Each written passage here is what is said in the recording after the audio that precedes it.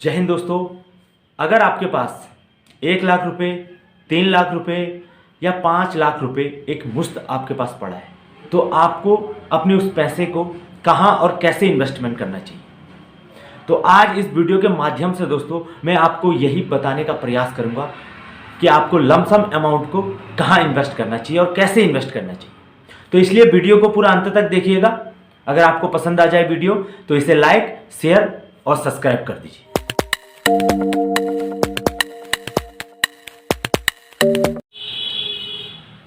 दोस्तों, अगर मेरे पास 5 लाख रुपए अगर लमसम मेरे पास पड़ा हुआ है तो सबसे पहले मेरे पास इन्वेस्टमेंट जो सबसे बड़ा इन्वेस्टमेंट मेरे पास नज़र आता है वो है फ्लैट और प्लॉट की तरफ मैं जाने की कोशिश करूंगा दोस्तों। लेकिन क्या फ्लैट और प्लॉट मुझे 5 लाख रुपए में मिल जाएगा, कोई फ्लैट या प्लॉट?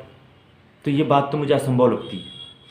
फिर मैं इसमें प्रॉपर्टी लोन लेने की कोशिश करूंगा तो मुझे तकरीबन 10 से 15 लाख रुपए का लोन लेना पड़ेगा, तब जाके मैं एक प्लॉट या फ्लैट छोटा सा खरीद सकता हूँ। लेकिन उसके लिए जो मुझे लोन का इंटरेस्ट देना पड़ेगा 15 सालों तक, वो इंटरेस्ट अगर इसमें जोड़ूँ तो मैं दोस्तों अपने इस इन्वेस्टमेंट से मुझे घाटा हो जाएगा। अब मैं दूसरे अपने जो ट्रेडिशनल हमारा इन्वेस्टमेंट है दोस्तों उसकी तरफ जाता हूँ तो उसमें सबसे पहले एफडी आ जाती है। अगर मैं अपने इस 5 लाख रुपए को किसी एफडी में डाल दूं दोस्तों तो वो वहाँ मुझे 5.5% का रिटर्न मिलेगा और 10 साल में मेरा पैसा तकरीबन 10 साल से ज़्यादा में मेरा पैसा डबल होगा। लेकिन यहाँ पे क्या मैं देखूंगा दोस्तों कि यहाँ पे मेरा इन्फ्लेशन जो है, जो महंगाई दर जो चल रही है वो 7% से कुछ पॉइंट ज़्यादा चल रही है अभी की डेट में। और यहाँ अगर मैं 5% का मुझे अगर इंटरेस्ट मिलेगा एफडी में, यानी 1.5% हर साल मेरा पैसा कम होते चला जाएगा अगर मैंने अपने इस 5 लाख रुपए को एफडी में डाल दिया था। तो दोस्तों अब मेरे पास कौन सा ऑप्शन बचता है जहां मैं अपने इस 5 लाख रुपए को लगा के एक अच्छा रिटर्न कमा पाऊँ? तो इसके लिए जो मैं अपनी नॉलेज से बताऊं तो इसमें सबसे जो अच्छा इन्वेस्टमेंट है दोस्तों वो है म्यूचुअल फंड STP, जिसको हम सिस्टमेटिक ट्रांसफर प्लान भी कहते हैं। दोस्तों इस सिस्टमेटिक ट्रांसफर प्लान में होता क्या है? सिस्टमेटिक ट्रांसफर प्लान में ये होता है दोस्तों कि सबसे पहले जो मेरा लमसम अमाउंट है, जो मेरे पास 5 लाख रुपए पड़ा है, मैं सीधे इसको एक डेट फंड में लगा दूँ। डेट फंड क्या होते हैं दोस्तों? एफडी की तरह ही डेट फंड होते हैं। एफडी की तरह ही इंटरेस्ट जितना एफडी में मिल रहा है उतना ही हमें डेट फंड में भी इंटरेस्ट मिल जाता है और सेफ्टी भी डेट फंड की तरह ही एफडी की तरह ही डेट फंड में भी मिल जाती है। अब यहाँ पे मैं क्या करूँगा दोस्तों, जो डेट फंड में मेरा 5 लाख रुपए इन्वेस्टेड हो चुका है वहाँ से मैं STP करूँगा, यानी कि वहाँ से मैं 2000 या 4000 या 6000 जितना मुझे सूटेबल लगता है वहाँ से मैं ट्रांसफ़र कराऊँगा किसी इक्विटी फंड में जहाँ मुझे 12 से 15% का रिटर्न मिल जाए।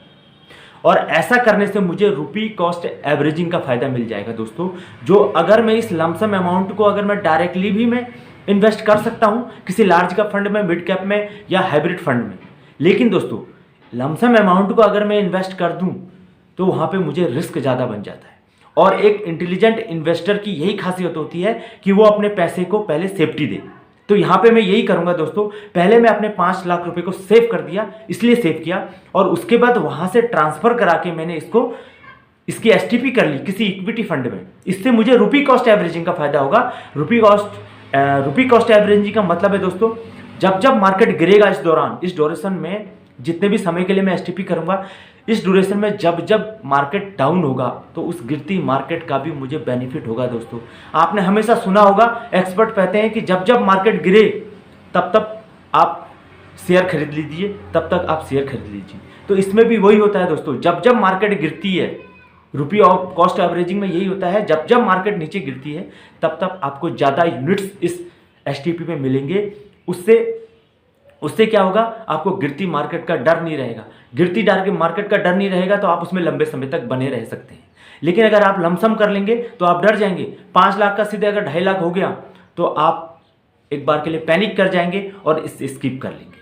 तो इसलिए दोस्तों STP, अगर आपके पास लमसम अमाउंट पड़ा है तो STP हमारे लिए बेस्ट ऑप्शन है अपने पैसे का इन्वेस्टमेंट करने के लिए।